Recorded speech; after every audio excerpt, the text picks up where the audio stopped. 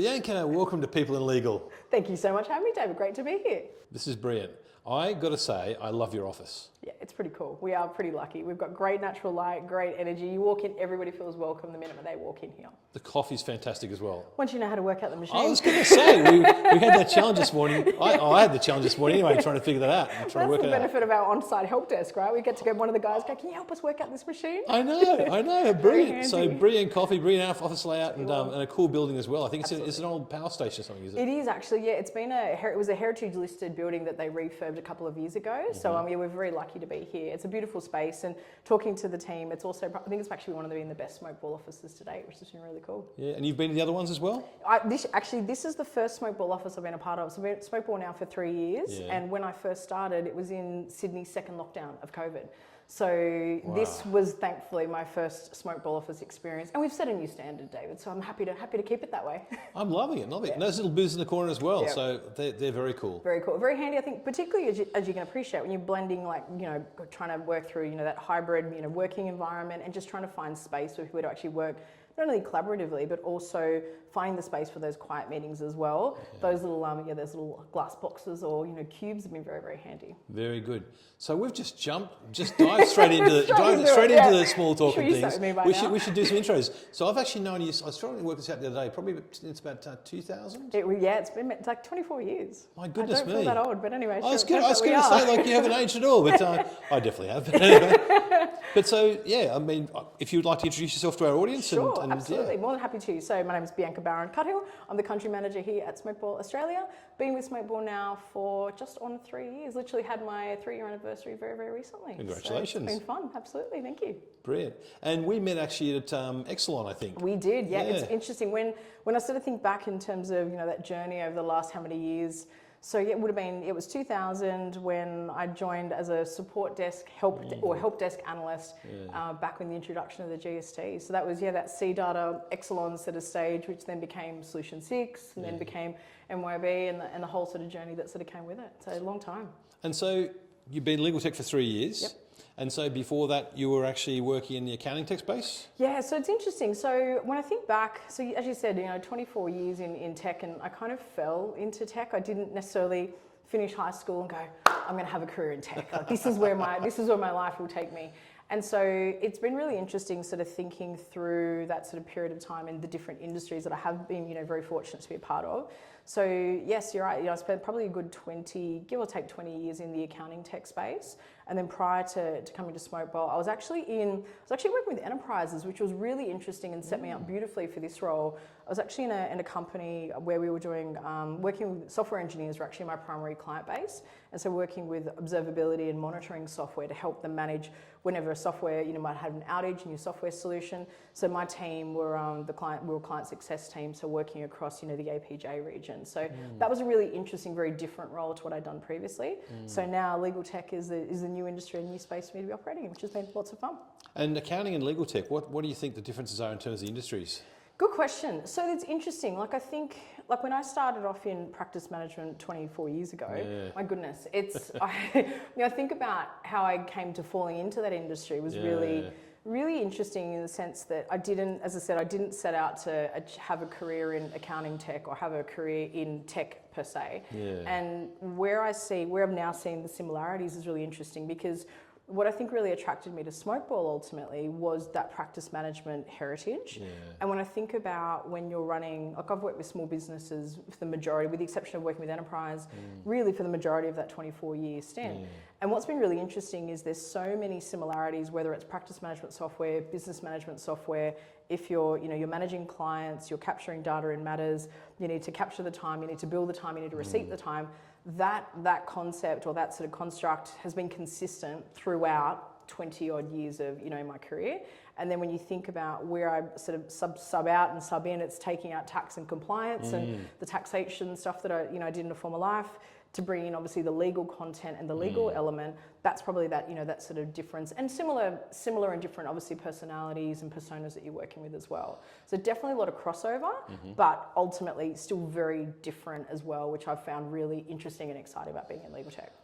It's an interesting, because I mean I transitioned from accounting tech into legal tech, and it's a interesting place to be, to sort of look at both and see where you come from. And I think it's a really great ground for talent to come from into legal tech. Absolutely. And I think when I look at where, like, there's a number of folks that I think back to who I know, from those days. Yeah. And it's really interesting because I think I was 19 when I first entered that work. Yes, I was a baby, and I look now and go, how was I 19 working in that space?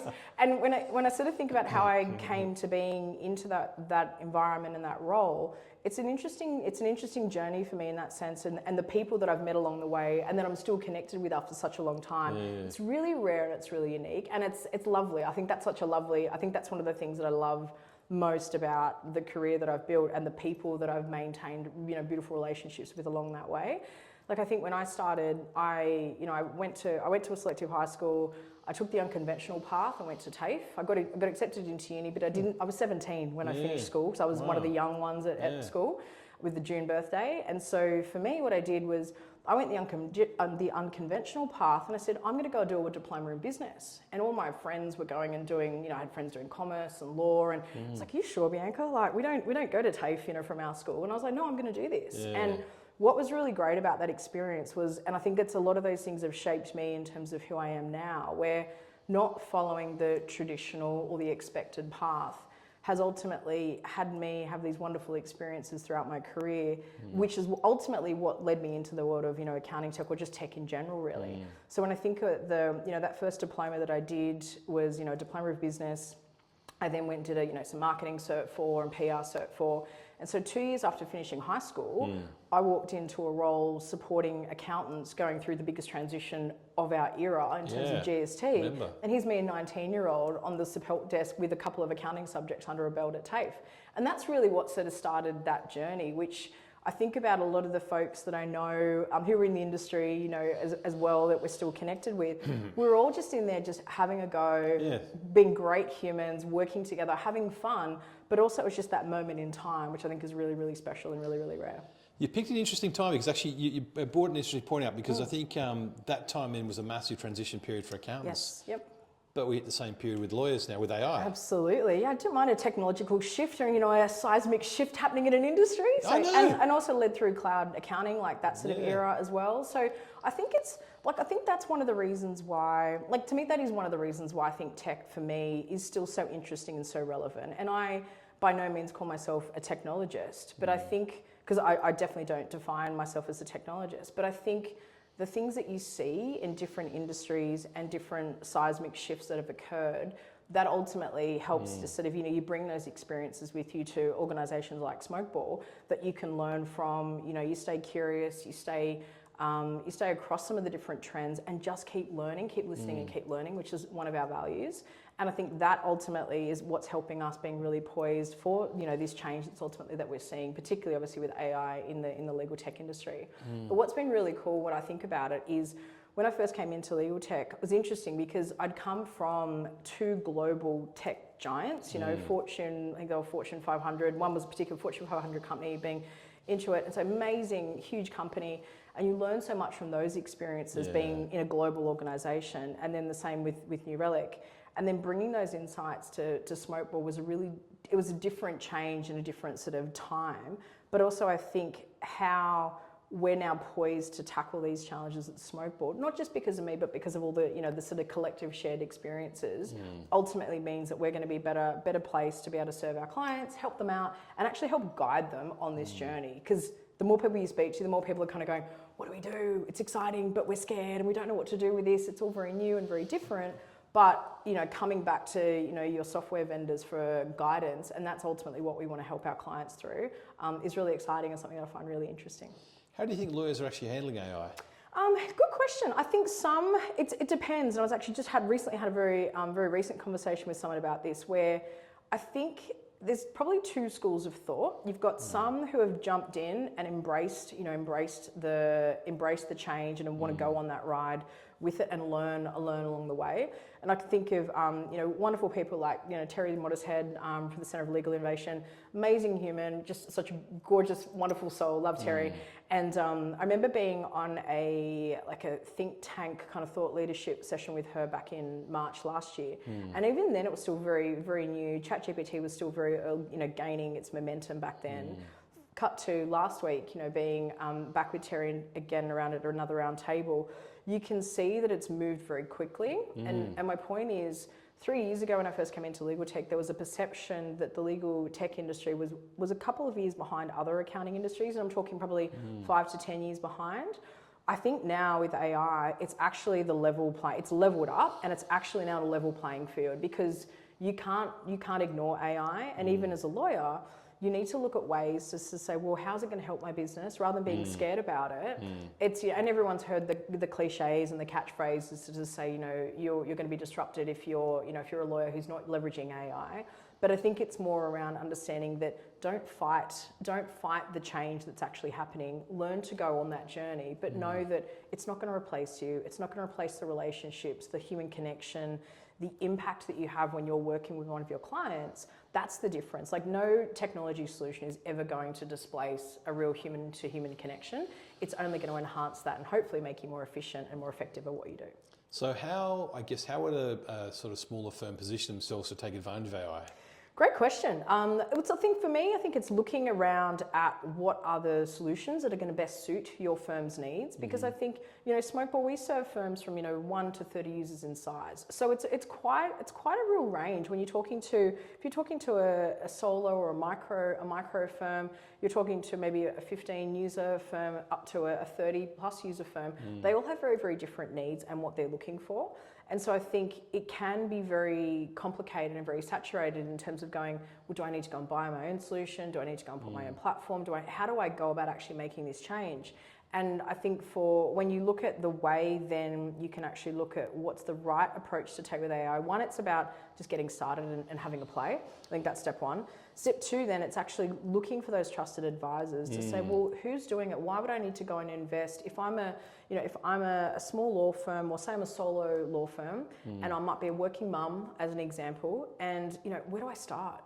My answer would be, go to your software vendors and go and look at the legal tech industry for solutions, because they're doing all that work for you. And if I think of a great firm up in Queensland of ours, Empire Legal, love those guys. And what they did was they were sort of saying that same to us, saying, we were trying to do this ourselves. And then we had that moment to go, why? Let's work with Smokeball, because Smokeball are already investing in this space. They're doing this for us already, and they're connecting with us for that feedback on how we can continue to make our AI solution better and better. And when you've got that marriage in that sort of way, it's perfect, because we want that feedback to say, what can we keep doing to make it better and better, rather than everyone going, well, I've got to go and do this the hard way and got to do it on my own. So I think that's where, coming back to relationships and partnerships, when you think about how you can find a really great relationship with your software vendor in particular, and sort of work with them collaboratively, that to me is the ultimate win, because then they know that we're working to make their life easier.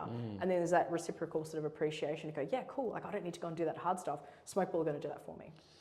It's interesting, you bring up some interesting points about Smokeball. Yeah. I mean, how would you describe the culture to someone on the street? Ooh, bright, energetic. I think Smokeball, obviously, our primary colours are obviously navy and orange, so definitely bright by nature. Yep. I would say the way I would describe it, and the way I would describe it to friends, is we're really collaborative, we're fun, we're dynamic.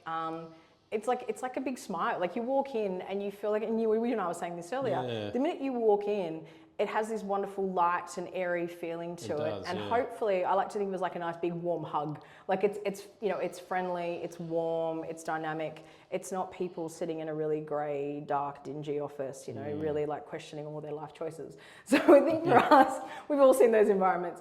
And I think for us at Smokeball, that manifests in all of our conversations that we have with our clients. You see it at our events that we host. The clients that we attract, when people meet a Smokeball, they go, you're all so happy. Yeah. Like, everyone's so friendly, and everyone's so smiley, and everyone's so lovely. And I think part of the reason for that is because we care about what we do. Like, caring is not optional is one of our first and most important values. And every Smokeballer that's here genuinely cares not only about their clients, but they care about their peers, they care about the Smokeball community, they care about the work that they do. And I think we've all been in organisations or heard of organisations where you talk about going, oh, you can do your best work of your life here, and it gets a little bit like, you know, it can be a little bit cliched. But genuinely, I think we create the space, we work really closely together, we're a very strong team where we all go, we've got each other's backs, and that filters down through, you know, the relationship I have with Hunter, our CEO, and just everyone in the exec team. It's really important that everyone sees that and feels that, because then I think for our extended team, they see that, like they see that collaboration and that connectedness, whether it be myself and the rest of the global exec team or even my Australian exec team, they see that. And then that, if that works really well in a positive way, that positivity and that ripple effect ultimately should emanate out into the broader market. How do you build a culture like that? Ooh, it takes time. I think it's probably a couple of things. So, like for me, when I first came into Smokeball, obviously when I came in 3 years ago, we were, and as you said, not a lawyer. So straight away, you know, we all talk about imposter syndrome. I was like, geez, like may not fit in here. Like I'm not a lawyer, and that was a bit tricky. And also just finding reasons to connect and connecting with different folks. So I think I had that sort of, that sort of weighing on me. I also didn't get to meet my team in person for the first 5 months, which was really tough because I am a people person, and I'm very much I want to go out for coffees and get to know people, and doing that all via Zoom. We're in that second lockdown, it was really tough, and so I had to dig deep and take different approaches to really build that sort of connection. And I think coming back to your question in terms of culture, the way I think about it is the way you build a great culture. One, you've got to have a great foundation to build upon, right? So Hunter, Jane and Barton and the founders of Smokeball had already established a fantastic foundation. What I've been able to do now is just build upon that really, really strong foundation. And I think how you do that is that, you know, I had the wonderful opportunity that when I came in, we had like 23 people in Smokeball AU. And, you know, the Bianca sort of, cyclone came in and full of all my ideas and energy. And I was like, okay, we're going to double the business. We're going to go out and hire. And you could definitely see a few people going, whoa, this is like, we're not ready for this. Yeah. But over time, what happened was people could see the vision that I had, the journey that I wanted to go on. And ultimately, through, Hunter's support, and, we've ultimately, we've 4x'd the business in that 3 years. Incredible. And in that time, but how we've done that is about, staying true to who we are, making sure we don't lose sight of our values in terms of, being good smokeballers, but also the element I think to consider is also, one of Hunter's phrases is he wants to go out there and show the market that nice guys, or I remind him, nice people, can finish first. Yep. And I think, and that comes back to who we hire, who we bring in, who we bring into the organisation, how we connect with people in meetings and conversations internally and externally. And so building upon that culture is something that I've definitely been able to do. And then just add the Bianca flair from different organisations where I've seen things that worked really, really well, things that work not so well, and you kind of go, let's not do that, let's do more of that. Yeah. Every month we do a company all hands, and so I bring all of my leaders and every smokeballer together once a month. They're obviously on Zoom if they're out of Sydney, if they're in Sydney, and we talk about the business. We'll celebrate the wins, we'll recognise team members, we'll do smokeballer shout outs, I'll be very transparent on our results. We might have client stories and share client insights. And that energy and that connectedness, I think, is what really keeps us connected and keeps us focused on our goals, our purpose, and ultimately our mission and what we're trying to do. So multi-layered, you can talk about events and fun, and that's all part of it, I think, and lunches and coffees and all those sorts of things. But I think if you don't have that connectedness, that trust, creating that safe space for your team, then you can throw all these extra sort of, layers on top, but if you haven't got the depth there, it's all just it can all be wasted. So yeah, lots of things. Interesting. So what do you reckon a high performer looks like? Ooh, that's a really good question. High performers, I think you can look at it in two different ways. So you can have a stereotypical high performer who is, and I'll use sales as an example, right? Sales is pretty easy in the sense of a high performance concept where it can be like a top performer in terms of their numbers, their results, etc. Now I've seen this in other organizations where you've got your high performer, but that high performer in terms of their results, the way they operated was questionable. Their ethics were questionable. Their approaches were questionable. They weren't a team player. They were all about me. They were me. It was all about them and what they could do. I think when I think about the definition of a high performer now, and I think even about, you know, the types of teams that are going to, and I'm, you know, I'm very proud. I've built a number of high performance teams in my career. And I think about what the characteristics are that they actually have is that, you know, one, at the end of the day, you've got to be a good human. I think that's the first and foremost. Totally I think agree. because you can be a high performer and want to push your grandmother over to hit that goal. You've missed the whole point and why we're actually all here as, you know, as a society. So I think that my thing is, you know, I've always reminded, like, just be a good human. I think too, if you're really ultimately, if you're good at what you do, clearly that there's an element in that in terms of there's obviously, you know, the practice and just the refinements, and you don't necessarily need to be a thought leader, but clearly you would be the top of the game of what you do, and you've got that concept of wanting to achieve your personal best. You know, I think back, I had you know, as a teenager, I was a swimmer, and so I was thinking about this, where going, the way that you continue to keep doing that self-improvement and that self-discovery is about trying to achieve your own personal best. It may not be whether you won that race or didn't, but did you achieve a personal best, I think is far more important than whether you won or lost, for instance. And so I think, are you someone who continues to keep improving yourself, keep investing in yourself? I think that contributes to what a high performer can look like. And then I think the third element is then how do you share those insights with others around you to lift everybody up? You know, there's that phrase, you know, in terms of, like, you know, the rising tide, in terms of lifting the boats. And I think, and obviously I've butchered that, but you know what I mean? Like the intent of it is, I think about, and again, I come back to, you know, we've just come off the back of an exceptional year in our results at Smokeball. And people go, how have you done that, B? Like, what have you done? You know, I'd led 16 people for 9 months of that. So it was kind of crazy as we worked through sales and different things. But I look at what we did as a team it was about collaboration. It was about getting as many of those high performers to share those insights, to create the space to go, hey, you're really good at that. You're really good at communities prospecting. You're really, really good at prospecting and helping to find these awesome opportunities. Can you share that back with the rest of the team so they can learn from you? And this individual, he's amazing. And he was like, oh, okay, thanks, B. And I'm genuine in everything that I do because he's exceptional at doing that. But seeing him shine then in front of his peers and have people go, that was such an amazing session. I'm like, like proud mama bear moment. But that's part of what high performance individuals and teams looks like. It's like they're great at what they do. They're able to focus and set goals and achieve those goals. But ultimately the kicker is, can they give back? And because if they're a good human, they will always look for ways and how to give back and help the rest of the team. And I think that is one of the many reasons why we've got such a wonderful secret sauce, I think, here at Smokeball. And I think the way we all help each other is a part of that.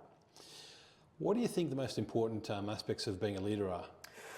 Ooh, good question. Most important aspects of being a leader. I would say I learnt this early on in my people leadership. So, well, actually probably a couple of things. I think one, you can kind of go back to the whole, are leaders born, are leaders made? There's obviously that sort of debate as well. That's right, yeah. I think I definitely subscribe to the theory. I think leaders are born in many aspects. You can develop into becoming a leader.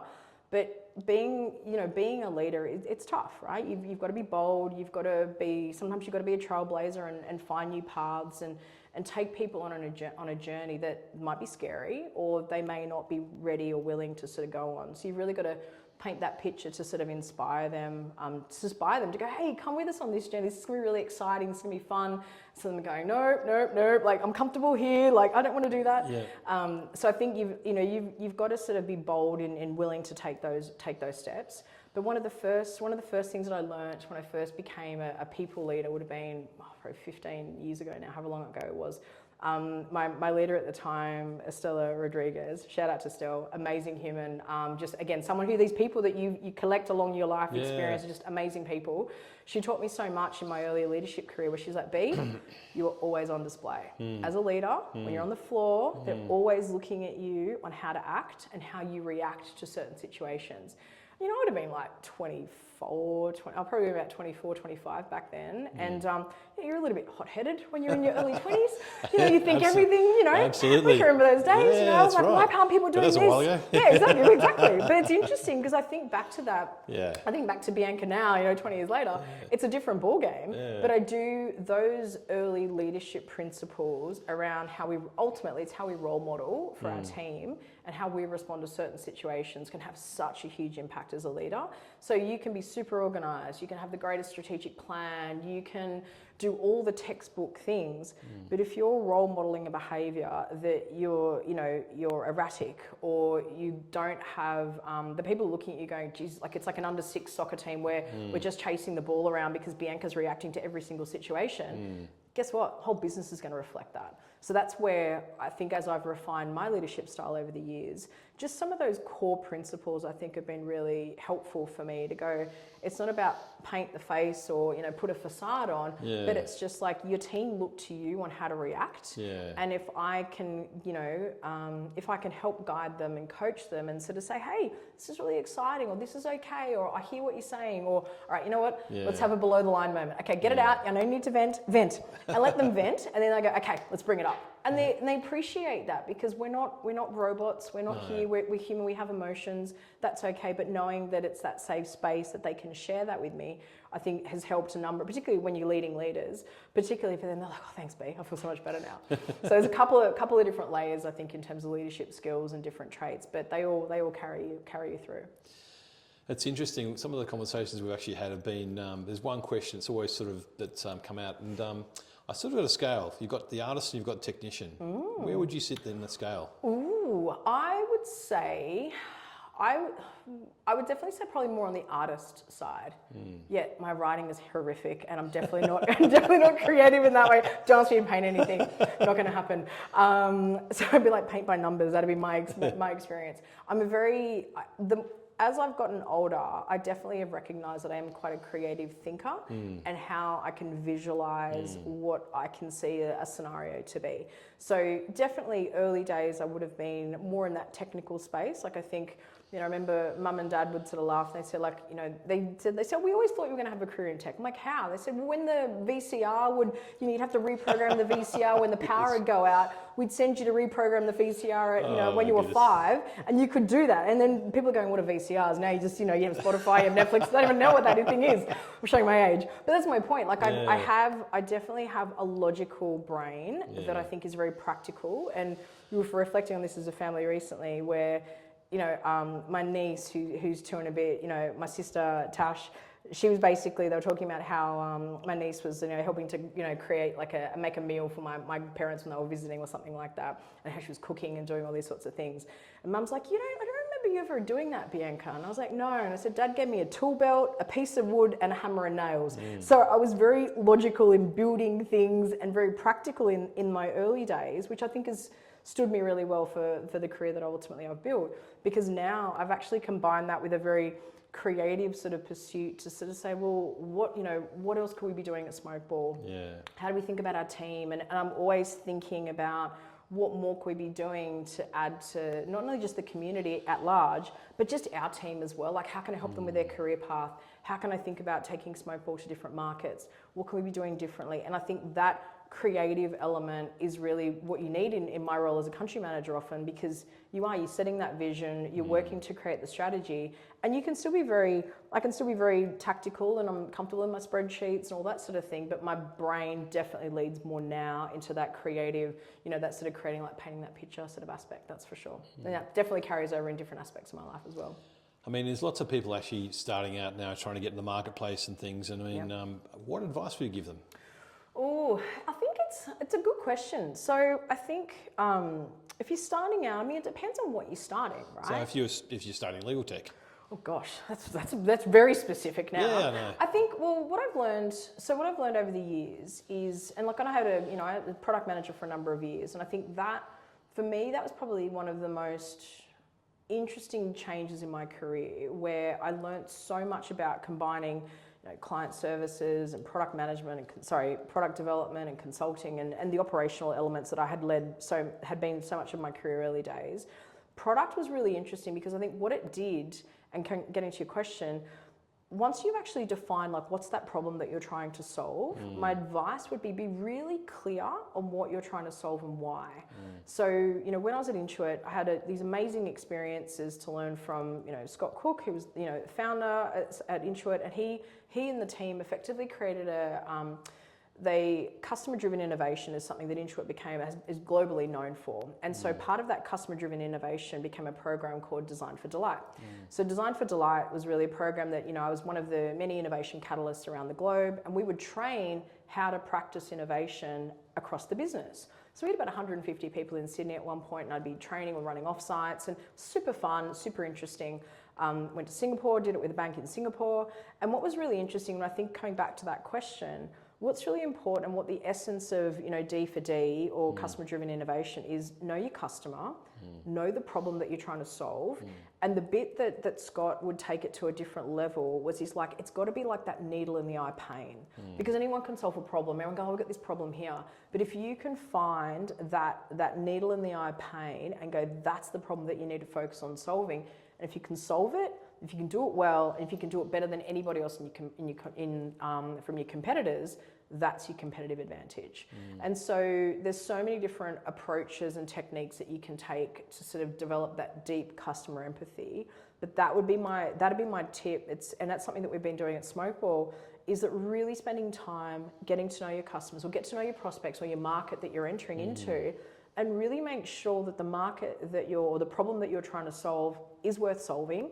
Is anybody already solving that? And are they doing it well? If not, why not, et cetera, before you go and declare it? Because it's a big risk, you know, and I think it's hard for businesses out there at the moment, whether it's for, you know, funding, capital, all those sorts of things. And we know, you know, that Aussie start, you know, 1 in 3 businesses sadly fail in the first 3 years. There's a reason for that, I think, where people kind of go out with a hope, and hope is not a strategy. So if you don't have that, you know, you don't have that clearly defined in terms of, you know, what's the product that you're trying to solve, what's the problem that you're trying to solve, and how are you planning to solve it, I think you can actually go down a pathway where you run the risk of becoming nothing to no one, and then you just kind of get lost in the abyss. Yeah. So yeah. No, great advice. Great advice for any sort of legal tech sort of startups and things. So that's great. And from point of view of just curious about your career as well, so going back to you, I mean, what's the biggest challenge you've actually had in your career to date, and how did you actually get around it? Oh, it's interesting. I think there's always different ups. Every career has its ups and downs. I think it's, you know, that's always going to be part of it. And you know, you have these experiences and these moments in time, and they're wonderful for the period of time, and you go, it's time for me to, you know, to graduate and sort of move on and sort of spread my wings and move on to that next organisation. I think definitely my early part of my career, as I said, you know, it's interesting. I started when I was 19, as I said, I started as a help desk analyst, and then went on to working in product development, and project management, release management, all this kind of stuff. And then where I think some of these pivotal moments happened is when I started to get out of my comfort zone. And then I think about that challenge. That's one of the things that and then coming back to not forging that conventional path, is that, and I think about those challenges, the best times in my career is when I've identified a challenge, or someone said to me, you can't do that. And I was like, oh, really? Watch me. And so one of those people. But I think part of that challenge is pushing through, because that's one of the things that I teach my team, or talk to my team about, and even my family. It's like nothing good happens in your comfort zone. Yeah, that's right. So for me, in, you know, my career, I recognized at different points in my career, I was like, you know what, this is amazing. This has been great for me for this particular point in my life and the age and stage I'm at. But it's time now for me to sort of push through and actually take on that next challenge. And I think, and I can relate to when I was sort of planning my next move, I'd probably been into it for about 4 years at that stage, and our former CEO, Brad Smith, and he became the chairman of Intuit. I was sort of having a bit of that career crisis, kind of going, what do I want to do next? And it was interesting because a lot of the team was saying, like, you should be our next country manager. And I was like, oh, I don't know, like, it's a bit, and I'd had no sales experience at that stage. I had no marketing experience, and this would have been around 2018. Anyway, so I remember I was in Mountain View in California, and I remember reaching out to Brad, because they'd come over and do these visits, you know, once a year, and we'd host them as an exec team. I remember saying to Brad, Brad, I'd love to spend an hour with you if I could, just to get some feedback and some advice. That's really bold. So here's Bianca, head of client success, managing a support team, going to the chairman of the board for a Fortune 500 company, right? So I was like pretty lucky. So anyway, so I spent an hour with Brad and I said, Brad, this is what I'm thinking about my career. I'm looking towards moving into a country manager style role. What do you think's missing? And he's like, you need to own revenue, you need to have sales and marketing if you're wanting to move into a CEO, country manager style position. I was like, okay. And I knew that opportunity wasn't going to present itself for me at Intuit. So for me, despite having such a wonderful, wonderful experience and still loving it, I was like, it's time to take that next step. So then when I think about that challenge, leaving something that's safe and comfortable and lovely to take on that next challenge took me to New Relic, where I had those revenue targets. I learnt so much from that experience where I was, managing, post sales and enterprise clients and so many different things that even now, and 3 months after joining that organization, COVID hit. So that was another curveball that we all navigated through. That experience and taking on that challenge is ultimately what led me to Smokeball, because each of those different experiences equipped me with the skills that I needed that I look now in this role, and I'm able to draw on all those different experiences to sort of, persevere through those different challenges.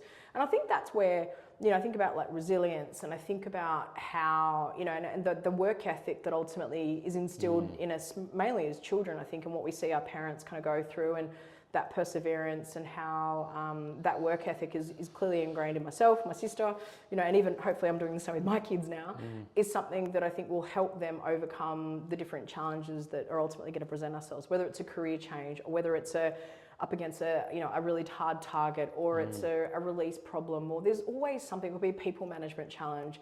No matter what we do in life, there's always going to be challenge. And I think for me, it's how do you face those challenges? How do you can either run from them? Don't get me wrong, it's tempting sometimes to go, I'm out, I'm running. But I think when you face them, you can then persevere and push through them. That to me is like, they're the ultimate, goals. Go, hey, I managed to do that. That was pretty awesome. And they're ultimately your proudest moments. You're a very resilient person. How do people train it? Is it built? Is it born? How does it happen? I was thinking about this. I was thinking about this recently, where I think resilience, it's tricky, right? Because I think you've got different generations have different expectations, right? So I'm clearly of the Gen X era, and for me, what's really interesting is I think, when did I become resilient? And I wouldn't say I was resilient at 17, but I think, I do look at, the early, as I said earlier, I swam competitively from the age of 10 to about 16, 17. And that meant, as I got older, training 10 times a week, swimming 50, 60 Ks a week. Wow. So it was like my sister and I, we did a lot of, it was a lot of sport and, a lot of structure in how we operated, and very organised and what have you. Yeah. And I do think that then came back to that concept of personal best. I think that builds a lot of resilience, because, my sister, I was had a world ranking. My sister was a world champion. So we were very capable at that age. I mean, we're teenagers, so, I wasn't, going to the Olympics or anything. But I think being able to sort of, churn through and follow that black line, as a swimmer, it's really boring, don't get me wrong, but it's also, you do build a little bit of that resilience there, because you're putting in the hours, you're putting in the Ks, and ultimately getting up, and you're in the water at 5:30 every morning. So for me, I look at that, and I think that definitely has been, my early years in sport, I think have definitely helped build and ingrain a lot of that resilience in me as a child, which has absolutely, stood me through, as an adult, particularly in business now. And I think what I'm trying to do with my kids, it's interesting, I was saying to someone recently, my son, bless him, 14-year-old Max, day before the end of term, he's like, Mum, don't want to go to school. It's the last day before term. No one's going to school. My husband and I are like, mate, you're going. And he's like, no, I don't want to go. And we're like, you're going. Anyway, long story short, we find out that he's got some assessment due at midnight. Oh. And assessment due that day, and he was hoping that he could skirt out of it and not submit it. And I'm like, no, not on my watch. Not going to happen. And I think, and that's part of it, where I'm not that mum, sadly, or maybe not sadly, who will go and do the assignments for them. I'll help the kids, and I'll help give them the coaching and the guidance.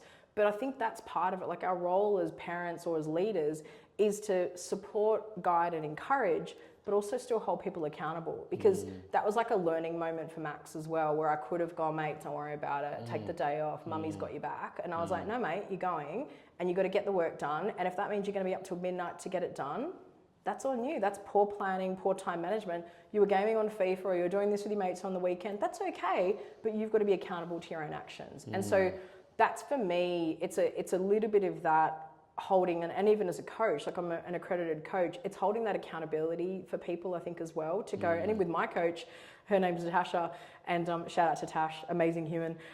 Tash, you know, when I have a coaching session with Tash, she'll be like, so BBC, how have you gone with the homework that I set you? I'm like, but it's good. And I think that's where the resilience comes through. I think you've got to want to do it. I think you've got to know there's some accountability in there. And if you don't want to do it, the accountability is irrelevant anyway. And so I think as whether that comes through childhood and your early career, but it's also how do people sort of set those goals to want to achieve something, you know, leave an impact, leave a legacy, whatever that needs to be. It's connecting all those different layers together as well. I think ultimately helps us work out, you know, are you resilient? Some people are more resilient than the others. That's okay. But also what obstacles have they overcome in order to sort of, you know, push through and just continue to develop and build that level of resilience. I mean, in the law firm world, I mean, how could that play out? How could leaders in the law firm world actually for their staff and people working in practices, how could that play out? It's tough. I think it's really tough. Like I think for law firms, they've got a really unique challenge because they've got the challenge of running a business. They've got the challenge of working for their clients and helping clients with really difficult changes and really difficult things that are going on in their lives, but also trying to create an environment that people want to be a part of and come to work every day as well, whether that's hybrid or not. So I think that's a really challenge for them to sort of think about how do you sort of, you can't drum resilience into someone, you can't whip it into someone, and you never should. But I think that's part of it. Some people either got that ability to sort of want to push through, but it's not even about going just put the hours in. I think there's got to be a higher purpose in terms of going, well, why? Like it's, you know, Simon Sinek talks about, you know, start with why and, you know, finding my why. If we can think about for that individual, if they're really struggling and trying to working out, well, whether it's the law firm owner or whether they've got a key team member who's really isn't displaying that resilience, have that chat with them. Go, are you okay? Is everything, what's going on? What can I help you with? So that they can connect. It's like that head and the heart and meaning and reason, connect with the purpose behind what they're doing rather than just doing that. And I think when I look at our business, we've got many different types of people across different teams and different functions. Those that have a really understand what they do and why they do it, it's not a job. They do it because they love it, not because they have to do it and someone's forced them to be there. And so the resilience element is very different because it doesn't feel like you need to push through. It's part of who you are and what you end up enjoying doing. And for me, when you enjoy what you do and you're passionate about it, that just manifests in so many different ways. And so I think for law firm owners, it's tough because it can be relentless. Is probably the word that I can think of in just responding to needs and issues that emerge, whether it's family law disputes or estate. There's so much that goes on. It's very emotional. I think trying to sort of spend that time with those team members to sort of help them understand the impact that they're having and that they are actually out there helping people through these really difficult stages in life, whether it's property transactions, buying, businesses, whatever the scenario may be. If they can hopefully connect with that head and the heart, every lawyer I speak to wants to make an impact. They all want to help.